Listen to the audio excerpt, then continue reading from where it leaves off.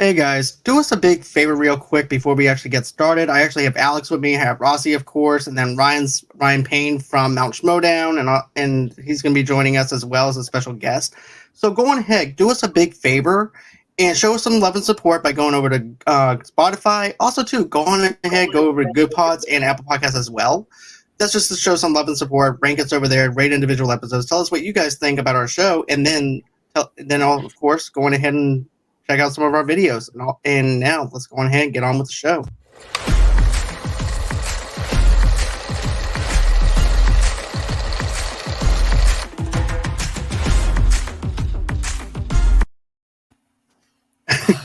It cuts off a lot earlier than I expected to. And this is part of our OnlyFans foundation.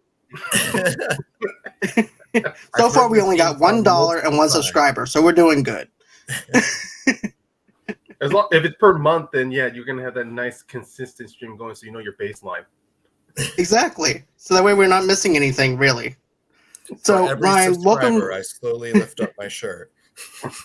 And just like that, we're canceled. We went down to 1 subscriber. We're losing. Okay, Code's going back on.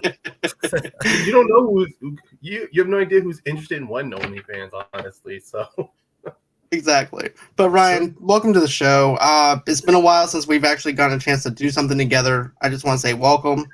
And tonight, everybody, this is actually going to be us doing our review for Moon Knight episode 2. This is actually called Summon the Suit. I'm just going to do a little brief recap and everything of what this episode's about. It's after being fired from seemingly damaging the museum. That's actually a little bit of lightheartedness to that. Grant uses the key card to find a storage facility containing the scarab. Grant's reflection tells him that he is Marc Spector, another identity living in Grant's body. So that's pretty much the little small synopsis that I actually wrote down.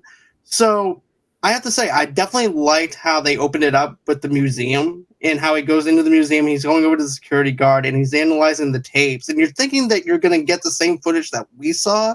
So it just goes to show you that what he sees, not everybody sees. And it's also a crack in his own foundation into his own mind on how he perceived things. So we're actually viewing it as if he's viewing it. So that's something that I really enjoyed from this. But I liked how he goes over to the security guard. And he just goes on ahead, and he's like, "Look, you're gonna see it right now. Look, watch." You're crying. Yeah. It's gonna blow your mind. It's like, oh, it's just you. Just like the response, like, "Oh no, it's just you, then, man. Am I supposed to be blown away yet?" And then you. I love the little comedy in that moment. I do too. Right. What about for you, Rossie? I know that this is your favorite scene too. Yeah, I sent you the screenshots, and as I sat there, I could have sent you more, but I was like, let me stop. Like the whole thing. I didn't mind. But, I love that part when you think that you're going to get the reveal when he's watching the tapes from the security guard, and I love when you see him running around, but you don't see anyone there, and I'm like, what the hell? And then the security guard, when he makes his statement, like, are you crying right there? And he's like, yeah, I'm crying. But I was pretty surprised that, you find out that no one else can see what he's seeing and that it wasn't on the security tape as a big reveal. But I did like that scene. That was a great scene. Sometimes I think too deeply into a part because they were talking about, oh, you totally vandalized the bathroom. And I'm just like, he vandalized. He threw a sink out. Like, there's a big hole in the center. I wouldn't say that's vandalizing. I wouldn't. Like, why do you think vandalizing? Like, one person's able to throw a sink out. It's like, oh, fuck the sink. Just get rid of. So that was making me laugh. But I wanted everyone to just start being nice to Steven. I was like, no. I hope they see something strange on the camera, so someone has his back because he's so alone right now. Right. Part of it was kind of just some type of validation or something, for him. And I thought he'd have that, like, finally, he's going to get some validation. They're going to see that he really is seeing things, like there are monsters at that museum. And when he didn't get that validation, it's like, poor guy, like, what's he going to do? you know? So yeah, no validation there. No validation at all. And then on top of that, you also have some other stuff going on. Like for instance, you see Mark just show up on the camera that was dead as Steven. Right. And he's more confident. He doesn't give a crap. He's actually the persona of whenever you keep getting all your stuff down inside of you that you wish that you could say and do, and you don't act on it. That's actually his persona. Right. But yeah. And I like the way he looked up at the camera when he was walking out. It's pretty. He gave you that feeling that he knew Steven was going to look back at this camera and try to figure everything out. And I was disappointed in one thing, even though he had to go through the security fired him. I was kind of disappointed not to see his boss there, like the one who kept chipping at him in the last episode.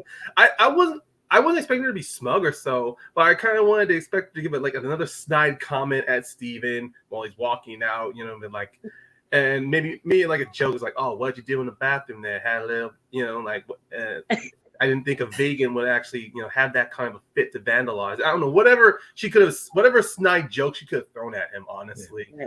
It would have been funny though, not to hurt Steven, but it would have been another, like what you said before, Alex and Rossie, another way to make us feel sympathy for him, to really be on his side. Right. So when he starts investigating this whole thing, you want to be completely on his side and believe that he's the hero of our story. Right. Exactly. And that's something. Oh, sorry, Russ. Go ahead. Oh no. Okay. Go ahead. No, you go. Okay, please. Okay. Okay, that's fine. But no, I have to agree. I mean, I wish that they would actually give us more context into making us feel more for him when he gets fired, because of the fact that we see her being told ball back to him at the first episode, and it would actually rub it more in for Steven. It's like, great, I wound up saving the museum pretty much from this giant monster that I think that was chasing after me. I ended up throwing a sink in even to show how much I actually care about this place. And here I am getting fired for what I thought I was doing right. It's like, damn if I do and damn if I don't. And then you saw the heartbreak, though, when he takes off the name badge, because he thought he actually had something going. And he has to actually push the name badge over to the HR person, and he just breaks down. I just feel bad for him at that point. Right. But then there's also another thing I want to bring up, too, with the security cameras. If you actually look at the part where they're looking at the video footage and the part where the beast is actually chasing after him, there's a little bit of static going in there. Okay. Yeah. I did notice that when I went to rewatch it. And even though, so far it seems that Steven, Mark are the only ones who can see the creatures that Harrow summons. But I do like the fact that it's not more of like, you know, it's mostly supernatural. It does look to me that it can affect certain areas of technology, to where it's kind of telling of this world. I mean, not of this world, but it's mainly telling that what kind of power that the Egyptian gods possess, that's being channeled through Harrow and through Mark and Steven, that technically can give them a sort of an excuse to where, if, let's say, and I'm doing a web saying, let's say the museum got wrecked even worse, and then of course you go on the cameras. And then let's say, like, you know, the whole vase that Steven had protected. What if Steven was running past it, and then all of a sudden the vase just flies off, like, just for no reason. And then you see more destruction happen by Steven, like cases from the glass just starts breaking around. You see it on the camera, even though Steven will be saying something's attacking me and people won't believe him. But the evidence is right there that he is not actually doing it, you know. Right. Yeah. That's why I kind of like it was so contained a little bit. Give us that little bit of a disbelief, at least for everyone who knows Steven. Kind of like a build-up to when you start seeing real damage. Kind of like what we saw later on today. It can't be excused. I love the introduction to Layla when we get to that part where, you know, he's running and I think he falls and she pulls up. And then when he says, Layla, you know, I'm excited about that, or I was excited about that because, you know, last week we got to hear her on the phone, but to see her and then to find out that they know each other way more than we thought they knew each other. Like, that's his wife. And this whole episode was like, you know, WTF episode, you know. And when I found out that's his wife, I'm like, okay, then kind of he's taking you back to his place, and she's confused because why are you talking like that? Like, what game are you playing? You know, and then so she kind of lets us know what's going on or what has been going on between he and his wife, and to find out that he sent divorce papers, Marc, you know. So that was a wow moment for me. Right. It's just as a wow moment for Steven as well, because now he doesn't feel so alone. Now Right. he actually has somebody they can connect with. But also, too, another thing I want to bring up is the money that he finds in the storage area, though, too. Right. And if you notice inside the storage area, there's actually some money from China that might actually be connected in with Shang-Chi a little bit. I don't know if you saw that movie yet, Rossie, or anything like that, because I know you're new to the Marvel Universe. Yeah. But in Shang-Chi, I believe that there was some type of business deal between Marc and also between Marc and also some of the mercs over there and everything too, with where Shang-Chi's sister was taking over. Interesting. Business. I didn't actually see it like that. I mean, I figured when we were learning about Marc that he's a mercenary, I figured that all that cash from different countries was just more of, you know, before he became a servant of Khonshu, he was doing mercenary work. So that is a good tie into that. But then I figured now that he is a servant of Khonshu, the money even helps him even more. But I do like the tie into that little, when he's opening the bag, when he sees that gun, he just picks it up as if he's picking something out of the trash. Just those little, and to drop back to what you said, John, of him taking off his bag and slowly sliding across, the acting choices that Oscar is doing for Steven really tells you so much about him. He abhors violence. I mean, especially in the last episode with him being in a car chase, he gets a gun, he throws it because he doesn't know what to do. Right. And even when he's at that restaurant, when he learns that he's missed his date, the fact that his character can't decide to, you know, how to order a steak, just those small mannerisms and choices that Oscar puts into this character, even if Steven is either, and I like the confusion here between Marc and Steven. Like, Steven is so assured that this is his body, but Marc, he's being so patient with him. And it's almost as if, like, Marc is the one in his control, and he's just letting Steven live this not lie, but this life, you know. That's why this whole episode, I mean, it's perfect confusion, honestly. You don't know what to believe. You don't know who to trust and who to root for. And everyone has a motive to where there's no, you want to say there's no pure bad guy, but everyone has dodgy motives. Mm-hmm. I gotta say how much I love Oscar Isaac in this role. That he's totally killing it right now. Just in 2 episodes alone, he's just doing so much with this character. And I just love how he's able to switch back and forth between Steve and Marc, especially in that beginning with, if I don't mind me going back to that surveillance camera scene, when you see Marc walking up and just staring at the camera, just his demeanor, the face he makes at the camera is just totally different than from what Steve it is. And I'm just going to throw this out there so everyone knows I am straight. But when he was staring at the camera, I kind of got some chills from that. I was like, ooh, okay. Ladies, I understand the yumminess. You understood now how he got that date. I understand how he got that date. I was like, okay, that was a look. But, I'm just loving Oscar Isaac so much in this role, especially towards the end of the episode where we get to see more of Marc when he comes out. But we'll get into that later. Right. And you know what? I like Oscar Isaac in this role. I thought this is a better role for him than what we got in X-Men Apocalypse. I thought, to be honest with you, where he was like the Blue Man Group, but you know, that's just me. But I thought I think this is his turning point. I think this is his this is one of his great characters that he played on Disney Plus right now, to be honest with you. He understands the identity of the characters. He knows what he's doing. Also, too, I want to go on ahead and talk about Layla, since now we're actually caught up a little bit. But when Layla sees him and everything, he goes, why are you talking British and everything? What is going on? And then you also see the mirror image of course, Marc talking to him. Do not show her the bag. Do not show her the bag. Because if you show her the bag and everything, and she winds up taking out that emblem, shit's going to go down. And are you ready to have those repercussions and everything because of that? And he takes it out, and she lets him She goes, let me see it. And he's like, no. And she winds up letting it, and of course, that's whenever we wind up seeing it. Yeah. And so now she's questioning his own motives of why. So this is why you want the divorce? So that way you can be a one-man army, basically. Too. And then also, too, there's a lot of books that he actually reads, though, too. There's Asgards, there's Wakanda, there's a lot of stuff that's dived into this thing with the mythology around it that I really love. Like little small nuggets of information that he does. Even as the book he's quoting in French. Like he quotes it and Steven says it's his favorite, but then Layla goes, no, it's my favorite.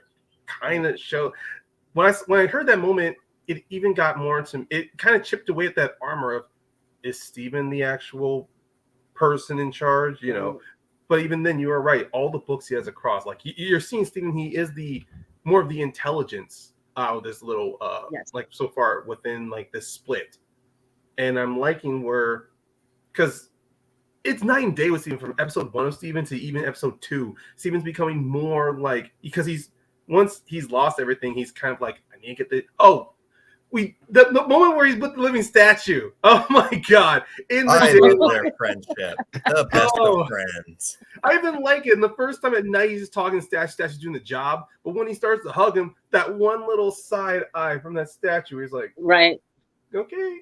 Right. It doesn't even move. Still, just that one eye change, just that one look was so good. I give props to the actor who's playing that statue. Me too, because I wouldn't do that. Go ahead, I love it when he's when Layla has the bag and she goes ahead and takes it out. Well, when they're looking at the books, actually, I like how he's amused by the fact that Layla knows just as much about, the books that he's reading. And he's kind of, he kind of stands back and looks at her and just kind of, oh, okay, so you know this too, like kind of figuring out that she's, like, you guys have done work together. Like, you guys have had adventures together. That's why she knows all of this. But he's amused by it because he doesn't remember or know. And also just right back to the conversation that we had last week about the mom on the phone. Remember this week she mentions to him about, oh, so you're talking to your mom now. And I remember that you had brought up last week that maybe he's not actually talking to his mom, that could be fake as well. So just to touch back on last week, yeah, I think that you're right about that when he's on the phone, I don't think he is talking to his mom. I don't think so either. So I'm thinking, issue, yeah. Because here's the thing, I'm thinking the reason why he wants a close relationship with somebody, even if he has to program it in his mind and have that closeness with someone. So he has to go through something to where he has to talk to somebody other than the statue guy that's out in the park collecting quarters and dollars. But, he wants to have a human interaction with somebody, and now he can with Layla. And and I also like how he basically calls Marc a douchebag for letting her go. Right. And he doesn't want the divorce. Yeah, and he doesn't want the divorce. He's like, I'm not divorcing you. I'm going to stay married to her. Yeah. So he doesn't want that, even though he doesn't remember or know her as his wife. He still wasn't doing that divorce. So that was I was kind of, what's up with that? Is he in control? Yeah, I have this relationship. Even though I don't have this relationship with you, I'm not willing to sacrifice this relationship with you. Right. Because I just found out I was in a relationship with you. Therefore, I don't want this divorce. Yes. Right. Because it goes back to him being lonely, and now finding out that he's married, I got someone, now. So, I'm not letting you go. Yeah. Exactly. And we're going to touch a little bit on this, and then we'll move on to the actual reveal of Moon Knight and stuff like that, the action sequences and things like that, especially with the cult that's in this movie, TV show. But what I want to talk about is this. I like how the restraints are there, and they're even tighter now than they were in the first episode, as if Marc is trying to restrain him from even going anywhere because of the fact he wants the control over Steven. And because Steven's not allowing him to, he's like, okay, well, guess what? I'm going to make you have control over you by restraining you to the bed and tying the restraints up even more. Right. And that's the message that I got from it. And then, of course, you also see the cult followers come into his room, and who's supposed to be security. and I'm like, wait, security is not this bad where they just have to go ahead and follow the person home to find out what happened to the bathroom. Right. Yeah. It's right there on camera. So like he completely destroyed, vandalized the bathroom. Like that's no reason to have detectives there. Like the fact that these policemen who work for the museum happen to have access of finding out Marc what happened in finding this little dig site in Cairo that Marc was involved in. Like, right. Come on. Especially on rewatch, you do see how it really was played out, especially when you get to it talking about Arthur Harrow. This really was like a true trap for Harrow to figure out what the hell was up with this guy. Because, like he said in that first episode, he recognized Marc. He didn't recognize Steven. So right. Yeah. I also want to shout out Ethan Hawke. I really like him as Arthur Harrow. I think he's really creepy. I think he does a great job with the whole Jim Jones type of cult leader personality. And that I like how you can still hear the glass every time. Oh yeah. I would like to see some bloody footprints. You think, unless he has some sort of healing power. I'm just like, I think it's over time to most likely, because like the human body, the human body can get used to something over time. Like you come across these spiritual leaders or people who like to lie on the bed of nails. At first, they'll have punctures on the back, but then over time, the more they do it, their skin develops a toughness and resistance. That's what I'm thinking with the glass, though. Like he's developing resistance, but because it's a part of his like stature, I think. Or maybe he gives himself pain in order to handle a part of Ahmed's power. Like that's I like that you bring that up. That's the thing with the glass. It's really like, really address why you do that. It's like, let's talk about it. There's something's going on. Let's talk about your glasses. Me of have you guys seen the Da Vinci Code or read the book? No. I have seen this. I've seen the series and the movie. Yeah.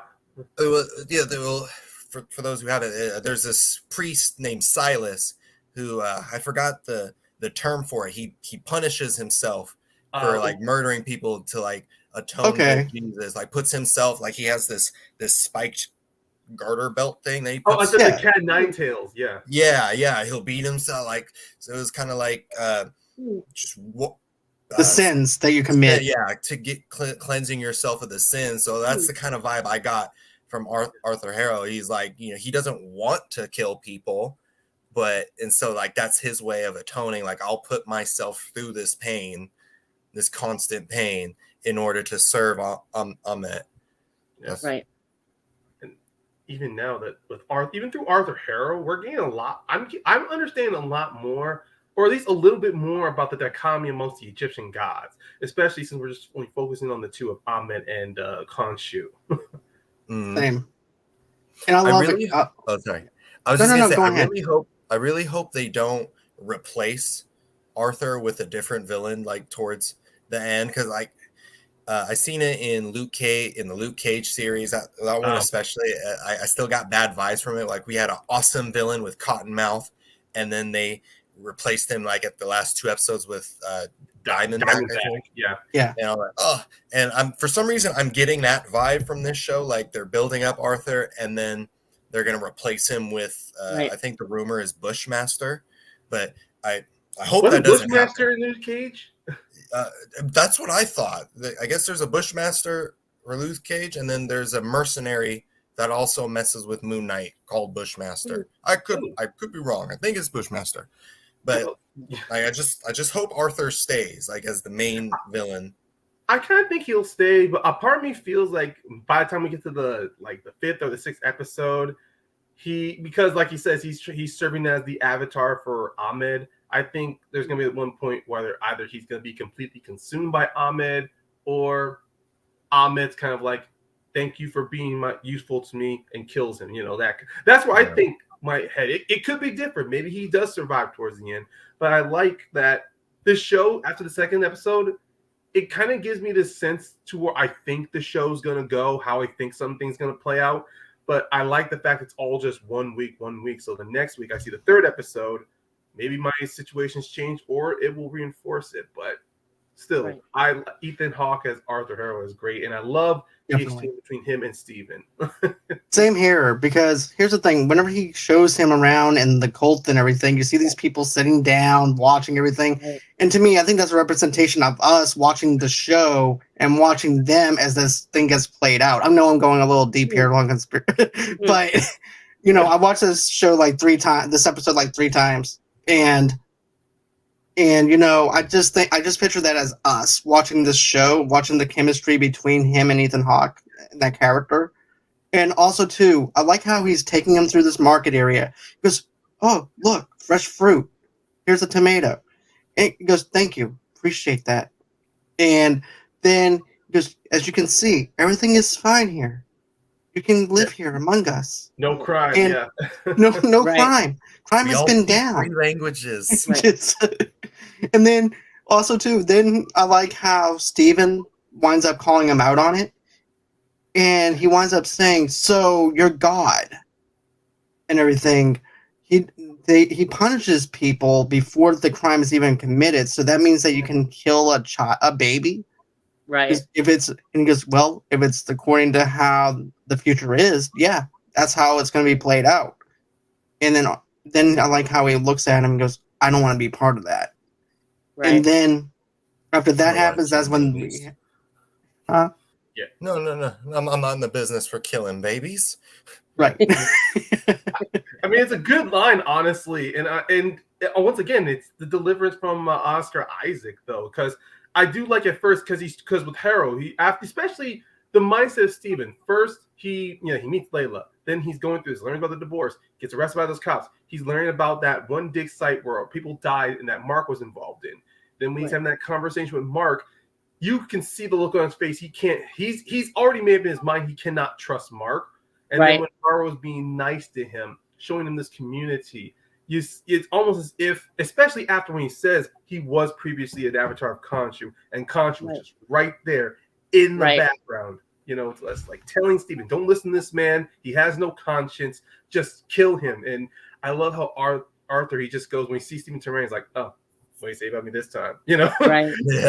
It's like you're talking to the ex of your of the new partner. The partner's yelling in the background. The ex going, "Oh, what they say this time? Like that I have issues, that I have no boundaries." Yeah, pretty much that. You know. And I like how Arthur is sitting there, and as he's talking to Steven and trying to convince him that Khonshu's not going to let you go. I used to be an avatar for him. And everything that he's promising you, it's not going to happen. Basically, come over to my side. You know what I mean? Come over here. I can help you out. You don't want to listen to him. And then I like the fact that you get to see a little bit of, Arthur's powers when he's kind of getting fed up with Steven at this point, because he sees that Steven's just not going for it. As he's sitting there trying to figure out, is this guy the right guy, or should I listen to Marc? Another thing I like is that in anything that has a reflection, I find myself looking at it because I'm looking for Marc. And in a reflection, I'm just looking to see where he's at and hoping that Steven listens to him, because I'm getting frustrated watching it because, I want Steven to trust Marc. I don't want him to trust Arthur. And when you see Arthur use his powers, basically, and when Layla shows up and it's like, we got to get the hell out of here. And I thought that scene was awesome because I thought he was going to change into something, when he takes this, his staff or whatnot, and hits the ground and it kind of opens up, and that's when his hellhounds, comes after Marc or Steven, and then we get to see obviously the reveal of the suit. Right. And the wrong suit wrong suit that he actually has on. That was when I saw that, I'm like, why is he in a suit? Where's I'm confused, but then I get the gag because he said suit and it was a great scene. I love the ending of this episode. That is the coolest costume. I love that. The suit, it was so clean. Yeah, and I want that forever. Like, that's going to be my first cosplay because I already have an all white suit. I just need the mask. I was like, oh, that looks so cool. What swag! I love it. And the fight sequence was awesome. It was awesome seeing Yes. Steven, kind of like, I don't need you, Mark. I got this, because as he's realizing his strength, he touches the car and it bends, and he's just kind of, it was just absolutely funny. But the fight scene, him fighting, the hellhound, whatever it is, him fighting it and knocking it out, and realizing, how powerful he is. I love that. Yeah, I do too. I like how he punches the jackal in the face. I punched him in the face. It's like us playing video games and everything. It's like, yes, I punched the boss in the face.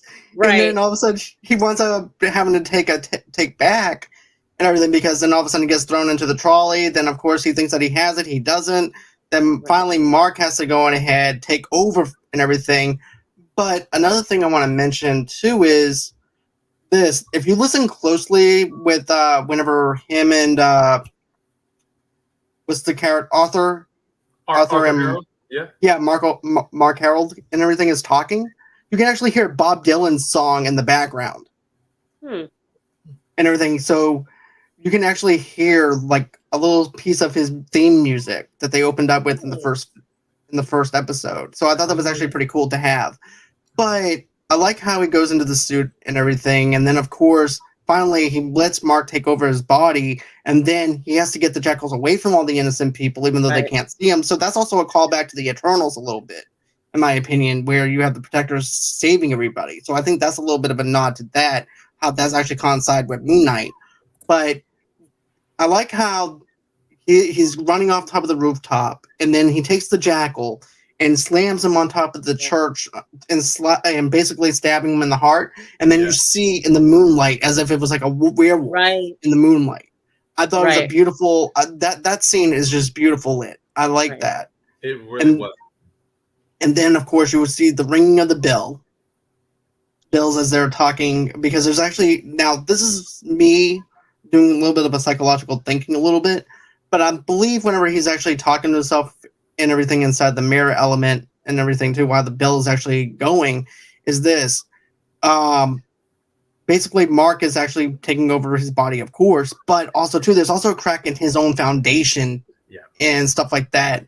And that represents his foundation into the crackness of his mind and where it's going, and resembles the crack of his life and everything on where it's going, because there's no fullness in his life. No cohesiveness, nothing, and he wants that. He actually wants that, and he can't have that right now, and it's sad to see him. Right. What about you, Ryan?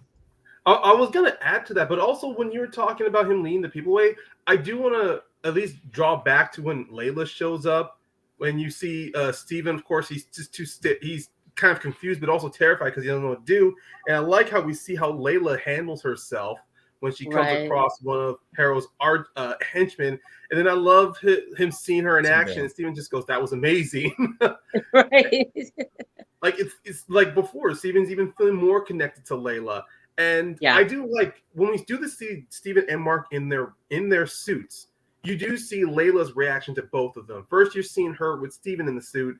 Steven, he's being like, like you say, he's coming. He can discover how strong he is. So he's taunting the creature, trying to get his attention away.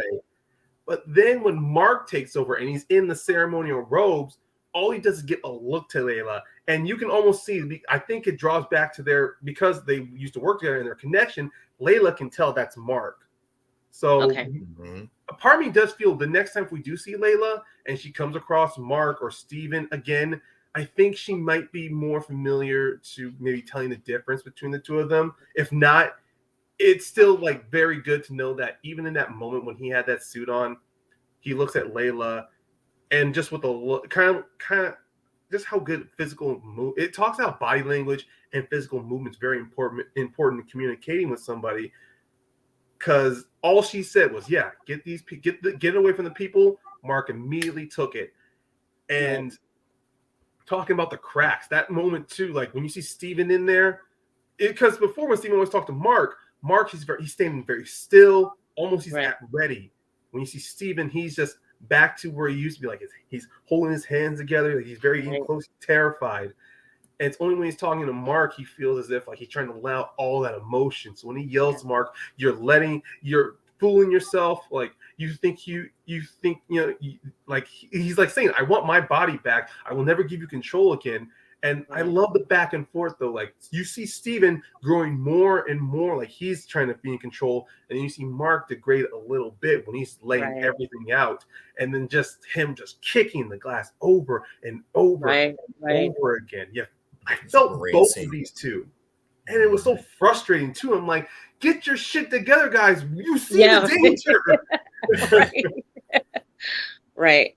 That was honestly a beautiful scene of like a perfect showcase of both of their emotions. On Steven's side, I like the more aggressive nature of him when he's getting frustrated. He's like, no, I want my body back. Like I want my life back. I'm never gonna stop hounding you. I'm never gonna stop getting in your head when he's yelling at Mark.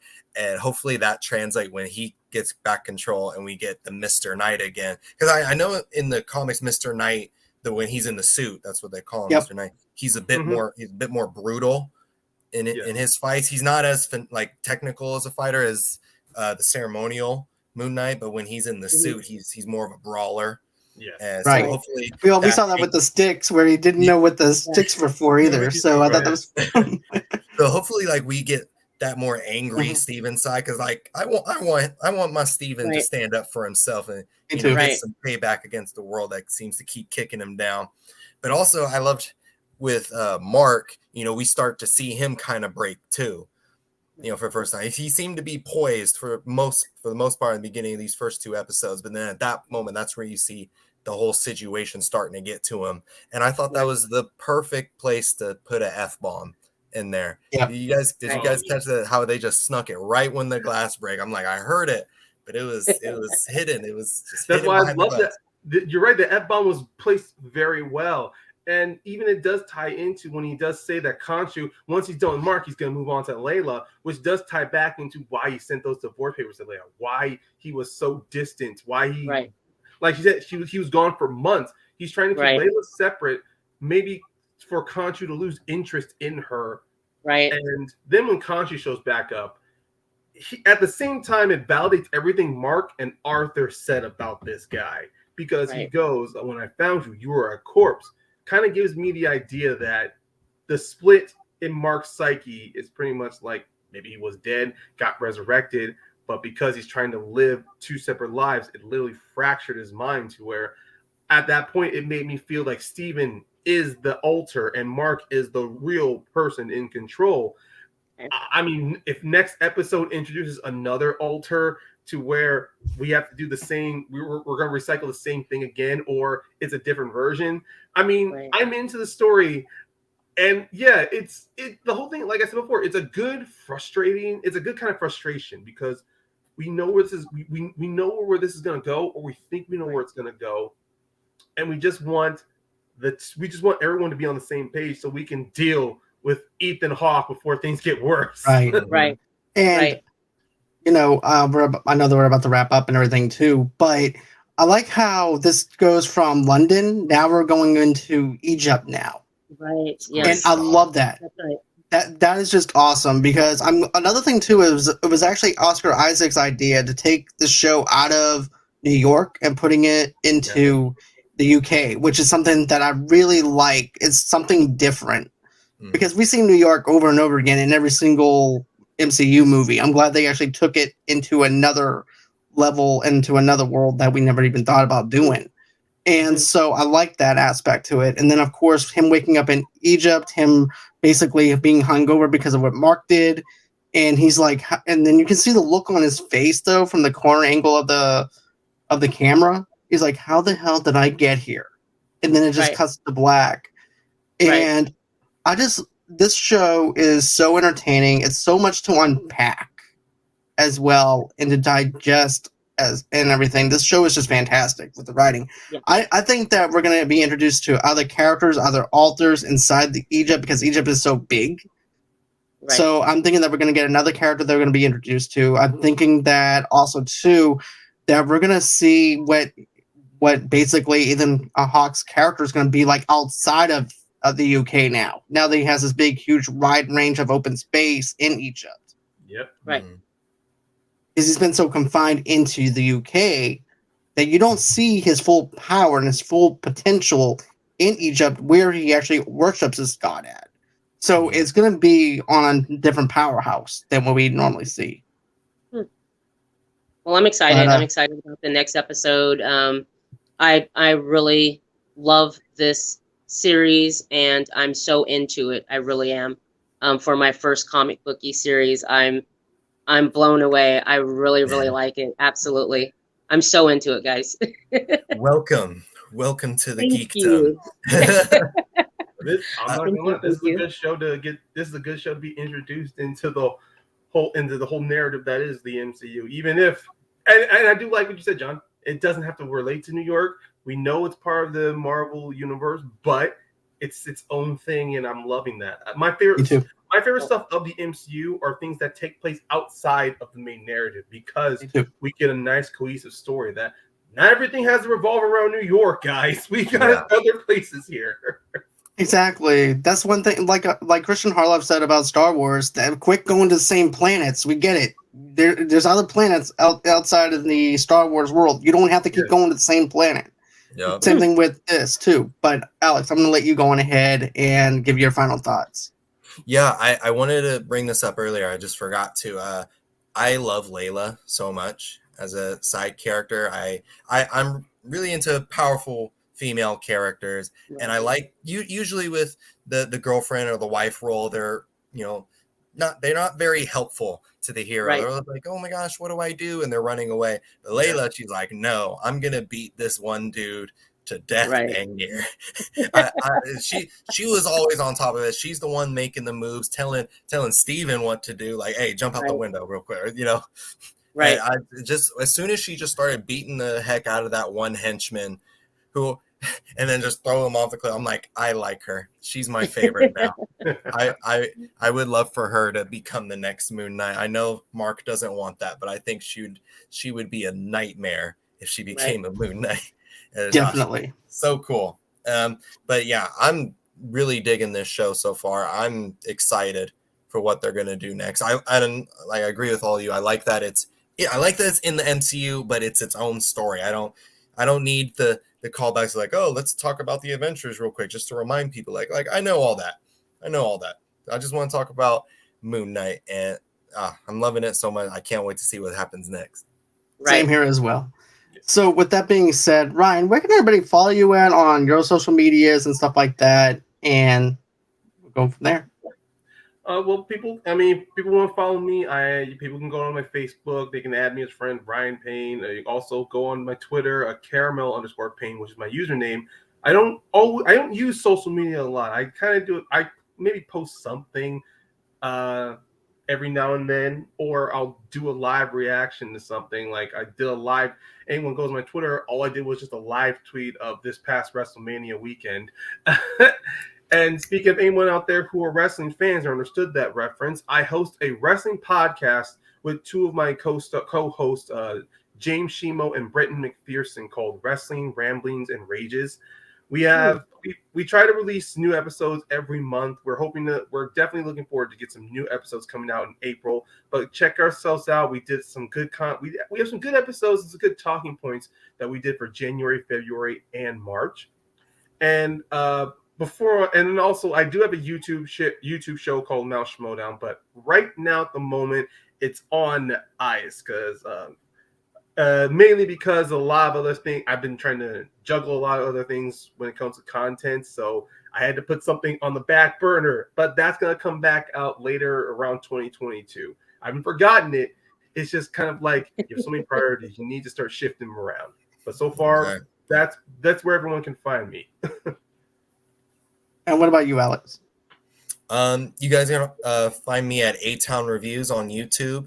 You can also hit me up on Twitter or Instagram at ATownAlex3. I'm on there a lot. I post a lot of pictures in my crop top, so if anyone's interested. Yeah, I'm just saying. No, but feel free to follow me. I look forward to chatting with you all. All right. You can follow me on Instagram at McCree123 hotmail.com. That's MCCREE hotmail.com. You can follow me on Twitter at Rossie Lynn Bark 1, RossielYnnBarq1, and on my Facebook page at Rossie Lynn. All right, and guys, you guys can go on ahead and find me on Facebook at Movie Lovers TV Lovers Night over there under the same brand name on Instagram and on Pinterest as well. Another thing too is go on ahead, buy us a coffee. Go on ahead, donate $5 to $10. How do you do that? You just go ahead, go to buyusacoffee.com/movie lovers, and that's how you can donate $5 to $10. But you know what you guys should do is you should go on ahead. This is actually free. Go on ahead and break that bell, just like how Mark broke the glass in this episode. So go on ahead. Break that bell, smash that subscribe button, smash that like button, comment below. Also, too, go on ahead, rate us on Good Pods. Good Pods is basically social media for people that love listening to podcasts, or if you're a podcaster yourself, people can rate individual episodes. They can also talk to you. They can also go on ahead and donate that way, too. Donate $1 or $2 or whatever. But still, it's great to actually have this platform, so go ahead and do that. Of course, you can also rate us on Spotify and on Apple Podcasts as well. We're on all major platforms wherever you guys get your podcast from. Of course, you guys can go on ahead and catch us over here every Friday morning whenever we go on ahead and I upload this video for Moon Knight. There's not going to be a show for tomorrow night, but Monday night we might actually have some stuff planned out. I just have to go ahead and see what else we have going on. But go on ahead. Follow me underneath Movie Lovers Unit on Twitter, Movie Lovers Unit 0 on TikTok. Then, of course, go on ahead and reach out to me at movieloversunite@gmail.com if you're a sponsor. I would like to be on the show. And that's everywhere that you can follow me at. And that's going to be it for the show. Thank you, Ryan, so much for taking the time out of your night to talk about Moon Knight. We would love to have you back again soon to be able to do this again. Honestly, any opportunity I get to talk with talk about Moon Knight, or at least any good content shows that I'm into. I mean, this was fantastic. Whenever down the road, I was trying to think of a good pun when it comes if the stars line, or at least if the moon is at the right, if the moon's in the right rotation, we can meet again. But yeah, I'm definitely interested. All right. Well, with that being said, guys, it's been real. It's been fun. I can't wait.